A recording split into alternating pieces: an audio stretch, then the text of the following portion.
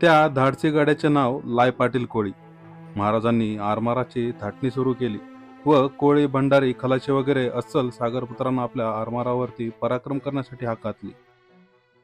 नमस्कार मंडळी, आज आपण आलोय परमदुर्ग किल्ल्यावर. चला जण सगळा किल्ला पाहू.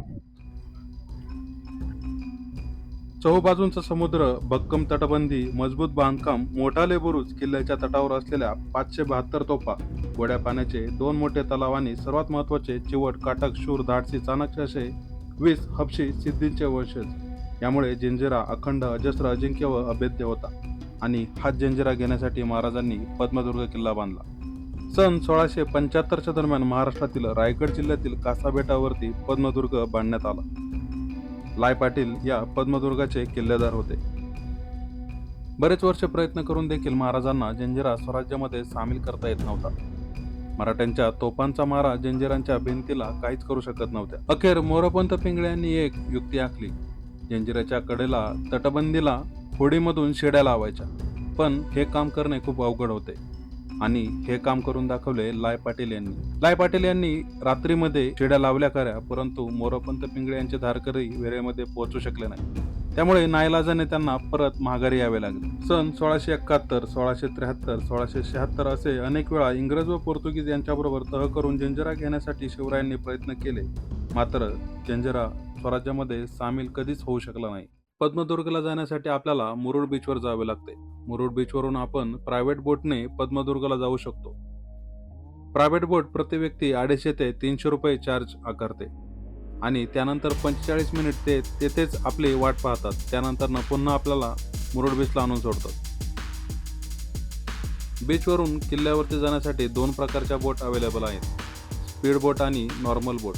स्पीड बोटने साधारण 10 ते 12 मिनिटांमध्ये आपण किल्ल्यावरती पोहोचतो. कडाला 2 दरवाजे आहेत.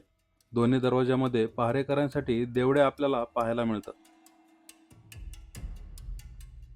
प्रत्यक्ष जंजिरा जरी मराठ्यांना घेता आला नसला तरी पद्मदुर्ग किल्ला हा मराठ्यांच्या आरमाराचे महत्त्व वाढवतो.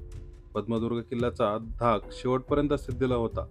या किल्ल्यामुळे सिद्धीची आरमारी ताकद कमी होण्यास मदत झाली. त्याचबरोबर कोकणातील किनारी भागातील लोकांवर जो त्याने अन्याय चालवला होता, जसे की लुटमार करणे, स्त्रिया मुलींना परदेशी विकणे, या प्रकाराला कायमचा आळा बसला तो पद्मदुर्गमुळेच.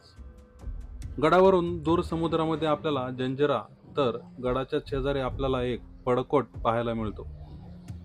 गडावरती आपल्याला असंख्य तोफा पाहायला मिळतात.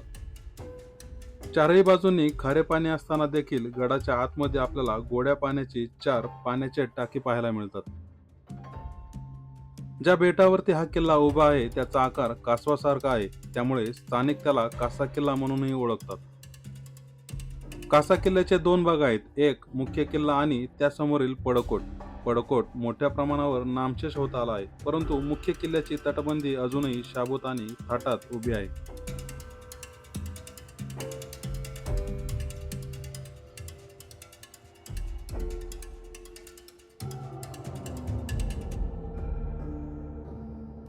पद्मदुर्गला अजूनही प्रतीक्षा आहे तमाम भटक्यांची, इतिहास अभ्यासकांची, या भूमीवर मातृवत प्रेम करणाऱ्या सर्व लेकरांची. काही मोजकेच दुर्गप्रेमी इकडे येत असतात.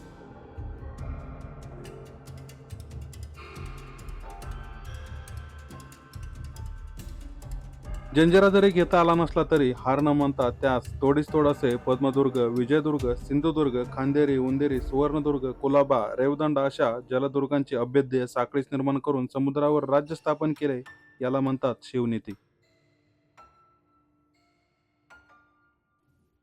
गडाच्या तटबंदीच्या 2 दगडामध्ये चुना वापरला गेला आहे. गेल्या 350 वर्षांमध्ये सागराच्या लाटांच्या तडाख्याने आणि खाऱ्या पाण्यामुळे तटबंदीचा दगड झिजून गेला आहे, तरी देखील दगडामधील चुना अजूनही शाबूत आहे.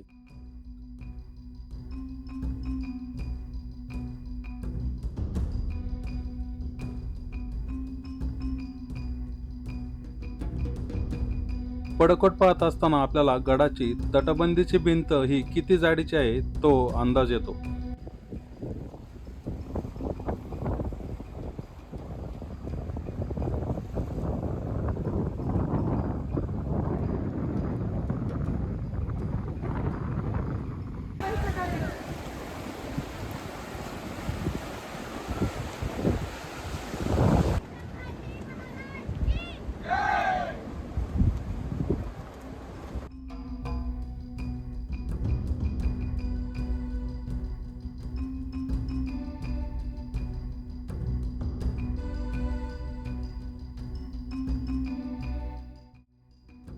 जंजिरा किल्ल्यावर येणाऱ्या बहुतांश पर्यटकांना या किल्ल्याविषयी माहिती नसते.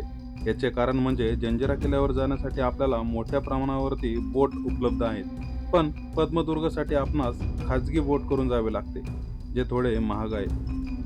जंजिरा जरी अभेद्य आणि अजिंक्य असला तरी पद्मदुर्ग हा शिवनीती शिकून जातो.